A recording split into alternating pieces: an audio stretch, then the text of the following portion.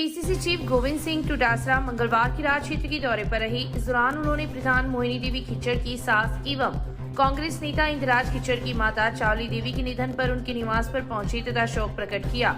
इसके पश्चात वे कार्यकर्ताओं से भी रूबरू हुए तथा क्षेत्र की समस्याओं पर चर्चा की गई। जिला अस्पताल के खाली पदों एवं गर्ल्स कॉलेज में व्याख्याताओं के अभाव पर कांग्रेस प्रदेशक डोटासरा ने कहा कि वे इन समस्याओं से मुख्यमंत्री अशोक गहलोत को अवगत करवाएंगे। इस अवसर पर सुजानगढ़ विधायक मनोज मेघवाल, फतेहपुर विधायक हाकम अली खां, कांग्रेस की संभाग प्रभारी नसीम अख्तर, कांग्रेस जिलाध्यक्ष भंवरलाल पुजारी, कांग्रेस नेता पुसाराम कोदारा, विनोद गोठवाल, पूर्व प्रधान गिरधारी लाल पांगड़वा, पीसी सदस्य कल्याण सिंह शेखावत, कांग्रेस नेता रामनारायण व्यास, राजेश सुलानिया, सुरेंद्र हुड्डा, नगर ब्लॉक अध्यक्ष अरविंद चाकलान, तिहाद अध्यक्ष पानीराम मेघवाल, सरपंच फोरम के अध्यक्ष उमेश सिंह, रतनलाल मेघवाल सहित कई कांग्रेस जन उपस्थित थे। सर, राजस्थान सरकार का जो फोकस है वो स्वास्थ्य और शिक्षा को लेकर है। मैं क्योंकि आपका दौरा रतनगढ़ हुआ है आज, और मैं रतनगढ़ से संबंधित दो प्रश्न आपसे करना चाहूँगा। सर, हमारे रतनगढ़ हॉस्पिटल को जिला अस्पताल आपकी सरकार ने बनाया, लेकिन जिला अस्पताल की सुविधाएं अभी तक वहाँ शुरू नहीं हुई, और हमारी कन्या गर्ल्स कॉलेज जो है उसमें 1000 छात्राएं हैं और एक भी व्याख्याता नहीं है, और पढ़ाई जो है बिल्कुल नहीं हो रही, जबकि साइंस भी आपने स्वीकृत करवा दी। आपकी समस्याओं को मुख्यमंत्री और संबंधित मंत्री को अवगत करा दिया जाएगा। धन्यवाद। कुछ करने का जब जुनून हो तो पूरी कायनात उसे पूरा करने में जुट जाती है। ऐसा ही कुछ केरल के सिहाब के साथ हो रहा है। केरल के छोतुर का रहने वाला युवा शिहाब पैदल हज करने के लिए जा रहा है और वे 2023 तक हज पहुंचने का मिशन लेकर चले हैं। रतनगढ़ के परिहारा कस्बे में पहुंचने पर मेगा हाईवे पर सैकड़ों हिंदू व मुस्लिम भाइयों ने उनके दीदार में मेगा हाईवे पर खड़े हो गए तथा उनका पुष्प वर्षा कर स्वागत किया। पुलिस सुरक्षा के बीच सिहाब सुजानगढ़ से चलकर अब रतनगढ़ क्षेत्र में प्रवेश कर रहे हैं। आपको बता दें, सिहाब जहां से गुजरते हैं वहां पर पहले से ही सैकड़ों लोग उनको देखने के लिए खड़े मिलते हैं और सैकड़ों लोग उनको अगले स्टेशन तक पैदल ही छोड़ने के लिए भी जाते हैं। ऐसे में काफी बड़ा काफिला उनकी यात्रा में शामिल हो रहा है। लोगों की भीड़ को नियंत्रित करने में पुलिस प्रशासन को भी मशक्कत करनी पड़ती है। सिहाब परिहारा से निकलने के बाद एक होटल में थोड़ी देर के लिए रुके तथा जूस पिया और उसके बाद गंतव्य के लिए फिर से रवाना हो गए। इस दौरान सरपंच जगजीत सिंह राठौड़ के नेतृत्व में उनका स्वागत भी किया गया। लोगों की भीड़ देखते हुए वॉलंटियर्स के साथ साथ सिहाब की सुरक्षा में सब इंस्पेक्टर मानक लाल के नेतृत्व में पुलिस जाब्ता भी तैनात रहा। खुशी का माहौल है। हम अपने आप को गौरवान्वित महसूस करते हैं कि सिहाब चतुर साहब एक पैदल इस धर्म के प्रति उनकी आस्था को हम नमन करते हैं कि वो इस धर्म के प्रति आस्था को लेकर के पैदल हज यात्रा, और हम अपने आप को खुशकिस्मत मानते हैं कि रास्ते बहुत थे, परंतु आज मक्का और मदीना का रास्ता हमारे पड़ियारा ग्राम में से होकर निकला है। हम पड़ियारा ग्राम के वासी तहे दिल से सभी समुदाय के लोग पलक पांवटे बिछाकर पुष्प वर्षा करते हुए उनका बहुत बहुत सभी ने स्वागत किया। सभी गांव के सैकड़ों हजारों की तादाद में लोग उपस्थित हुए और बड़ा ही अच्छा रहा।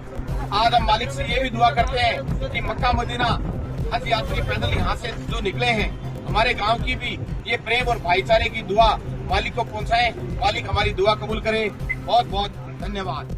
जय हिंद, जय भारत। बचपन की ख्वाहिश पूरी करने के मकसद से केरल के 29 साल के शिहाब चितूर पैदल हज यात्रा पर निकले हुए हैं। 2 जून से शुरू हुई पैदल हज यात्रा 8644 किलोमीटर वर्ष 2023 में पूरी होगी। कई राज्यों से गुजरते हुए वे आज रतनगढ़ पहुंचे तो मंडेलिया फार्म हाउस के पास मुस्लिम समुदाय के लोगों ने शिहाब का पुष्प वर्षा कर स्वागत किया। हजारों की संख्या में भीड़ मंडेलिया फार्म हाउस के सामने शिहाब के आने से काफी देर पहले ही एकत्रित हो गई और जैसे ही शिहाब पहुंचे तो उनका पुष्प वर्षा कर स्वागत किया गया। शिहाब फार्म हाउस में चले गए, लेकिन भीड़ फार्म हाउस के बाहर काफी देर तक डटी रही। आखिरकार शिहाब फार्म हाउस में बने गेस्ट हाउस की छत पर पहुंचे तथा बाहर खड़े लोगों का अभिवादन किया। तब जाकर लोग वहां से रवाना हुए। देश से रवाना होकर पाकिस्तान, इराक, ईरान व कुवैत होते हुए सऊदी अरब के मक्का पहुंचेंगे। शिहाब पैसे से डॉक्टर हैं। इस दौरान डीवाईएसपी हिमांशु शर्मा सहित पुलिस जाब्ता भी तैनात रहा। विश्व विख्यात सारंगी वादक उस्ताद कमल साबरी 1 दिवसीय दौरे पर रतनगढ़ आए। वे स्पीक में के कार्यक्रम के अंतर्गत शहर की गांधीवाल निकेतन स्कूल के विद्यार्थियों से रूबरू हुए तथा उन्होंने शास्त्रीय संगीत की बारीकियों से विद्यार्थियों को रूबरू करवाते हुए अपने संगीत की प्रस्तुति दी। इस मौके पर उन्होंने विद्यार्थियों को संगीत की कला की बारीकियों को समझाया। कार्यक्रम का शुभारंभ उस्ताद कमल साबरी, संस्था प्रधान उषा मिश्रा व दीपिका शर्मा ने दीप प्रज्वलन कर किया। लगभग 1 घंटे तक चले कार्यक्रम में उन्होंने विभिन्न प्रकार की प्रस्तुतियां दी। कार्यक्रम का संचालन संगीत मास्टर महेश कत्तक ने किया। विभिन्न प्रकार के दर्जनों पुरस्कार से सम्मानित तथा हॉलीवुड व बॉलीवुड के लिए संगीत तैयार करने वाले साबरी ने कहा कि विदेश में संगीत देते समय उन्हें इस बात का नाज रहता है कि वे भारत देश का प्रतिनिधित्व करते हैं तथा वे हमेशा भारत के झंडे को आगे रखते हैं। विदेशों में प्रस्तुति देते समय वे देश की अलग छाप छोड़ते हैं। उन्होंने कहा कि शास्त्रीय संगीत आध्यात्म संगीत है। हम ये नहीं कहते हैं कि अन्य देशों के संगीत को सुने नहीं, लेकिन देश के संगीत को भी कभी भूलना भी नहीं चाहिए। देश के संगीत की दुनिया दीवानी है। उन्होंने बताया कि सारंगी के संगीत से अनेकों नए प्रयोग किए गए हैं। प्रयोग तो मेरे बहुत हैं। सारंगी की दुनिया में मैंने डांस ऑफ द डेजर्ट, सारंगी फंक ऐसी एल्बम करी जो अभी तक नहीं हुई थी और सारंगी का एक नया रूप मैंने पेश किया। क्योंकि अक्सर आप सारंगी सुनते थे कि जब कोई मंत्री की डेथ हुई है, कोई मर गया है, तो उस वक्त टीवी पे, दूरदर्शन पे सारंगी आप सुनते होंगे। लेकिन इस छवि को मैं चेंज करना चाहता था।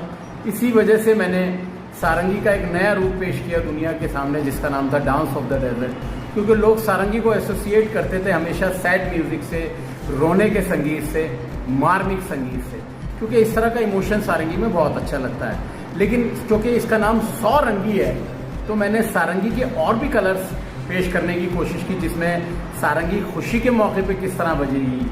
क्योंकि सारंगी उतना ही लोकप्रिय डांस के म्यूजिक में भी हो सकता है जितना सैड म्यूजिक में होता है। शराब के नशे में 50 वर्षीय व्यक्ति 170 फुट गहरे कुएं में गिर गया। घटना का पता चलने पर राजदेसर पुलिस मौके पर पहुंची तथा शव को ग्रामीणों की सहायता से कुएं से बाहर निकलवाकर राजदेसर अस्पताल की मोर्चरी में रखवाया, जहां पर मृतक के 28 वर्षीय बेटे की रिपोर्ट पर मर्ग दर्ज कर शव अंतिम संस्कार के लिए परिजनों को सुपुर्द कर दिया। लूणासर निवासी मृतक के बेटे मामराज सिंह द्वारा पुलिस को दी गई रिपोर्ट में उल्लेख किया गया है कि उसके पिता मिर्गी के रोगी थे तथा शराब का सेवन करते थे। शराब के नशे में उसके पिता रात को किसी समय गांव लूणासर के 170 फुट गहरे सार्वजनिक कुएं में गिर गए। सुबह उन्हें सब जगह तलाश किया, लेकिन उनका कोई सुराग नहीं लगा। कुएं का जाल टूटा हुआ होने पर गांव की भोजराज सिंह, पप्पू सिंह व नरेंद्र सिंह ने कुएं के अंदर टॉर्च की रोशनी के सहारे देखा तो पाइप व दीवार के बीच एक व्यक्ति फंसा हुआ दिखाई दिया, जिस पर पुलिस को सूचना दी। मौके पर पहुंची राजदेसर पुलिस ने ग्रामीणों के सहयोग से शव को कुएं से बाहर निकाला तो शिव की शिनाख्त सोहन सिंह के रूप में हुई। पुलिस ने मर्ग दर्ज कर शव का पोस्टमार्टम करवाकर लाश अंतिम संस्कार के लिए परिजनों को सुपुर्द कर दी है। छात्र संघ चुनाव का असर रतनगढ़ की दोनों कॉलेजों में देखने को मिल रहा है। कॉलेज में प्रत्याशी विद्यार्थी मतदाताओं को लुभाने का प्रयास कर रहे हैं, तो वहीं दूसरी ओर उनके घरों में भी दस्तक दे रहे हैं। कॉलेज की विभिन्न समस्याओं का समाधान करवाने का आश्वासन देने के साथ ही खाली पदों को भरवाने, लाइब्रेरी शुरू करवाने जैसे प्रमुख मुद्दों के साथ प्रत्याशी वोट मांग रहे हैं। जालान कॉलेज में अध्यक्ष पद के उम्मीदवार के रूप में देवकी नंदन माहिश, धन्नी, किशन सिंह, लक्ष्मी कंवर, उपाध्यक्ष पद के लिए राकेश कुमार लुहार, प्रवीण हर्षवाल, घनश्याम मारू, दिव्या हरिद्वार चुनावी मैदान में हैं। वहीं लोहिया गर्ल्स कॉलेज में अध्यक्ष पद के लिए पुनीता चौमाल एवं उर्मिला, उपाध्यक्ष पद के लिए कोमल पवार व राधा उपाध्याय, संयुक्त सचिव पद के लिए ममता प्रजापत व रिया प्रजापत के बीच सीधी टक्कर है। उल्लेखनीय रहे कि जालान कॉलेज में महासचिव पद के लिए अतुल मिश्रा ने ही नामांकन पत्र दाखिल किया था। मिश्रा के सामने किसी भी उम्मीदवार ने अपना नामांकन पत्र दाखिल नहीं करने के कारण वे इस पद पर निर्विरोध निर्वाचित हुए हैं। वहीं राजकीय लोहिया गर्ल्स पीजी कॉलेज में महासचिव पद पर अंकिता सैनी व दिव्या ने अपने अपने नामांकन पत्र दाखिल किए थे, लेकिन नाम वापसी के दिन मंगलवार को दिव्या ने अपना नामांकन पत्र वापस ले लिया, जिसके चलते अंकिता सैनी निर्विरोध निर्वाचित हुई है। उल्लेखनीय रहे कि दोनों ही कॉलेजों में महासचिव पद पर विजेता प्रत्याशी एबीवीपी से संबंध रखते हैं। मैं ये चाहती हूँ कि इस देश की, इस मतलब समाज की जो सोच है कि वो लड़कियों को आगे नहीं बढ़ाना चाहते, लड़कियों को बाहर नहीं भेजते। अगर मैं जीत गई तो ये होगा कि लड़कियों को बाहर भी भेजेंगे और लड़कियों को क्या तरक्की मिलेगी, वो अपने सपनों को पूरा कर सकेंगे। मैं ये चाहती हूँ कि लड़कियाँ अपने सपनों को पूरा करें, उनको दबाव ना मिले किसी भी तरीका का। मैं छात्रों के लिए हमेशा संघर्ष करती रही हूँ और करती रहूँगी। छात्रों की समस्या को लेकर मैं हल करूँगी। कॉलेज में जो भी समस्या होगी बच्चों के हित के लिए मैं समाधान करूँगी।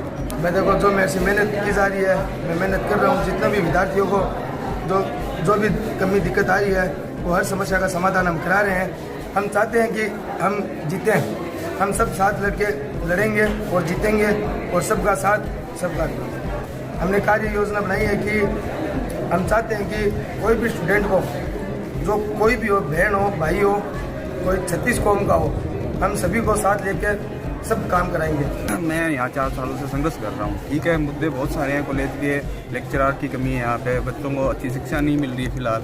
ठीक है, फ्रीज कूलर यहाँ लगभग फ्रीज वगैरह है अभी भी बंद पड़े कभी सालों से, बच्चों को पानी पीने की सुविधा नहीं है यहाँ पे, टीचरों की कमी है, लाइब्रेरी बुक नहीं मिल रही है, बहुत से मुद्दे कॉलेज के। और जो एक्स्ट्रा क्लासेस के चार्ज लगते हैं वो चार्ज भी मैं हटाऊँगा चुनाव जीतने के बाद। बहुत से यही मुद्दे लेके आया हूँ मैं छात्रों के लिए। 36 कौम से मेरा यही निवेदन है कि एक सही प्रतिनिधि को चुने आप, आपके हाथ में सब कुछ है। नगर पालिका की आरक्षित भूमि डंपिंग स्टेशन के आसपास खुले में आम रास्ते पर डाले गए कचरे एवं मृत पशुओं के शवों को उठाने की बात को लेकर बुधवार को बवाल मच गया। पार्षद अजीत सिंह बीका के नेतृत्व में वार्ड के दर्जनों लोग डंपिंग यार्ड के पास एकत्रित हो गए तथा रास्ते को जाम कर दिया। जाम के कारण नगर पालिका की घर घर कचरा संग्रहण वाहन एवं ट्रैक्टर ट्रॉली की लंबी कतार लग गई। वार्ड के लोगों ने आक्रोश प्रकट करते हुए बताया कि डंपिंग स्टेशन के सामने से आम रास्ता निकलता है जो शहर को कई गांवों से जोड़ता है। इसके अलावा वर्तमान में खेतों में भी जाने का प्रमुख मार्ग है, वहीं पास ही में मंदिर भी है, लेकिन नगर पालिका के कर्मचारी डंपिंग स्टेशन में कचरा न डालकर आम रास्ते पर ही वाहनों को खाली कर रहे हैं, जिसके कारण रास्ते पर कचरे का अंबार लगा हुआ है। वहीं लंपी स्किन से मरे पशुओं के शव भी खुले में डाल रहे हैं, जिसके चलते इस मार्ग से लोगों का निकलना भी दूभर हो गया है। जाम की सूचना पर नगर पालिका के सफाई निरीक्षक भंवरलाल पेंटर मौके पर पहुंचे तथा आक्रोशित लोगों से समझाइश की। उन्होंने लोगों को आश्वासन दिया कि बाहर डाले गए कचरे को जेसीबी की सहायता से डंपिंग स्टेशन के अंदर डाल दिया जाएगा तथा मृत पशुओं को दफनाया जाएगा। तब जाकर आक्रोशित लोग शांत हुए। नगर पालिका ने उक्त कार्य प्रारंभ में भी किया है। वहीं पालिका के वाहन चालकों ने बताया कि बारिश के मौसम में वाहन अंदर नहीं जा पा रहे थे, जिसके कारण यह समस्या बन गई। पिछले कुछ दिनों से हम इस रास्ते को साफ करवाने में लग रहे हैं। नगर पालिका को भी हमने कई बार बोल चुके हैं। इस रास्ते में से हमारे जो मोहल्ले की लेडीज हैं वो दिन में आना जाना करती है, मोहल्ले के सारे पुरुष आना जाना करते हैं, लेकिन उनको रात में जो जानवर है, कुत्ते हैं वगैरह, उनको रास्ते से निकलने नहीं देते हैं। नगर पालिका को इतनी बार बोल दिया है, लेकिन वो क्या करती है, कचरे को इस रास्ते पे डाल देती है। और अभी भी मरी हुई गाय इतनी ज्यादा डाल चुकी है। जो लंपी वायरस इतना खतरनाक फैल रहा है वो किसी और गायों को लगने से और ज्यादा फैलता जा रहा है। फिर भी ये नहीं मानते हैं। इनको जैसी भी आती है सिर्फ उसको 15-20 मिनट वो यहाँ पर लगता है, वो भी वापस चला जाता है। सुबह से हमारे पास खड़े हुए हैं, लेकिन नगर पालिका अभी तक कोई व्यक्ति, हमें सुबह 9 बजे से लेकर आज 12 बज चुकी है, अभी तक नगर पालिका कोई भी आदमी यहाँ पर नहीं आया। हमारी बस नगर पालिका से यही मांग है कि रास्ते को पूरे को यहाँ से साफ करवाया जाए, ताकि ना ही तो हमें कोई आने जाने में परेशानी हो, ना इन्हें कोई खाली करने में परेशानी हो। इस कचरे के लिए ठीक है, नगर पालिका को, कलेक्टर साहब को भी हमने इतला कर दी थी, लेकिन कलेक्टर साहब बोला मैंने ईओ साहब को बोल दिया कितनी बार, तो अब वो नहीं सुनाई करते हैं। तो आपकी व्यवस्था कर लो ताकि ये कचरा है ना, यहाँ मेरे 7 गाँव का रास्ता है, ये साफ हो जाना चाहिए।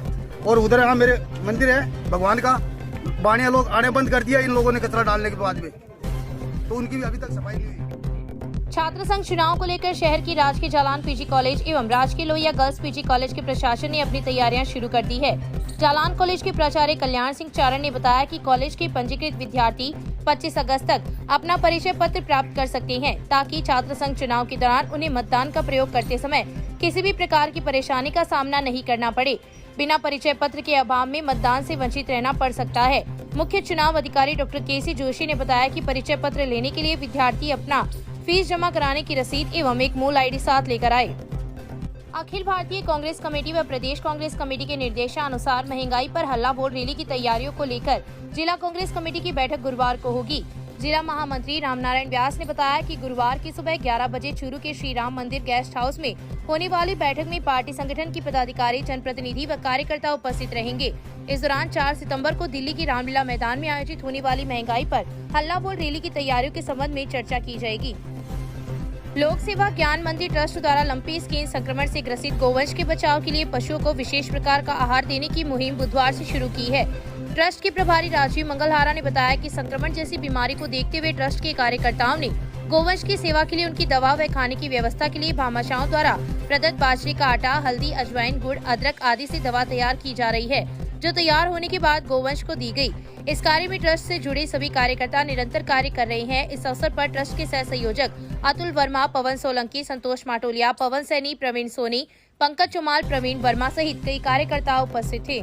सेवा ज्ञान मंदिर ट्रस्ट रतनगढ़ इकाई द्वारा गोवंश में चल रही महामारी लंपी वायरस को देखते हुए ट्रस्ट के कार्यकर्ताओं ने इस महामारी से गोवंश को लड़ने के लिए, गोवंश की सेवा के लिए, उसकी दवा और खाने की व्यवस्था के लिए आज यहाँ भामाशाहों द्वारा प्रदत्त बाजरे का आटा, हल्दी, अजवान, काली मिर्च तथा गुड़ आदि से दवा तैयार की जा रही है, जो ये कार्य कार्यकर्ताओं द्वारा निरंतर किया जाएगा।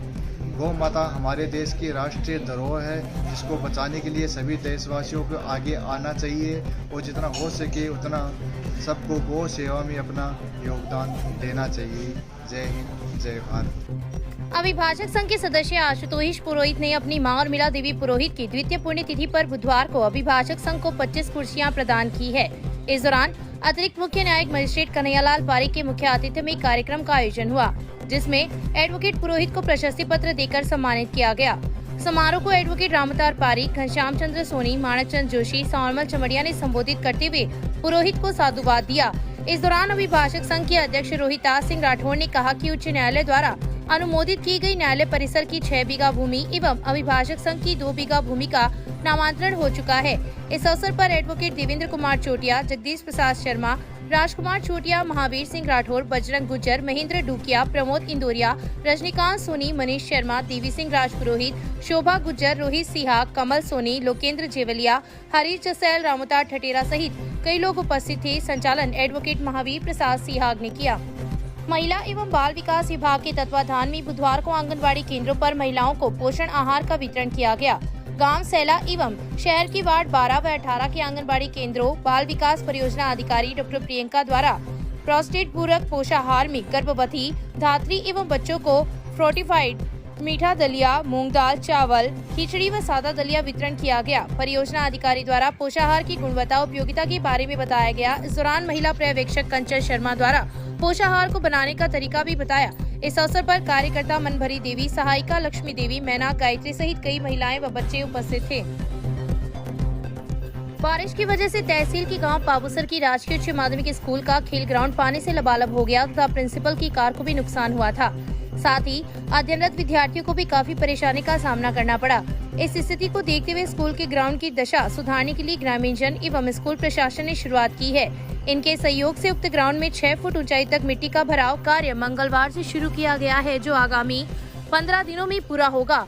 ग्राउंड में भराव होने की वजह से पानी भराव की समस्या से विद्यार्थियों को स्थायी रूप से निजात मिलेगी। मानवाधिकार निगरानी समिति के जिला सलाहकार संतलाल भारी ने बताया कि उक्त कार्य में लाखों रुपए की राशि खर्च होगी। सभी विद्यालय प्रशासन ने मिलकर के कुछ ग्रामवासियों के राय से ये निर्णय हुआ कि क्यों न यहाँ कुछ भर्ती करवा ली जाए, ताकि तेज बरसात हो तो इतना पानी तो कम से कम न भरे। और चूंकि पंचायत द्वारा आगे जो है गेट का निर्माण भी किया जाना है, पास में ही मेड़ी है, तो मेड़ी के भी फटने के कारण से उसका भी ऊपर लेकर के जीर्णोद्धार का कार्य हो रहा है। गाँव की यह समस्या है, ऐसा प्रयास होना चाहिए।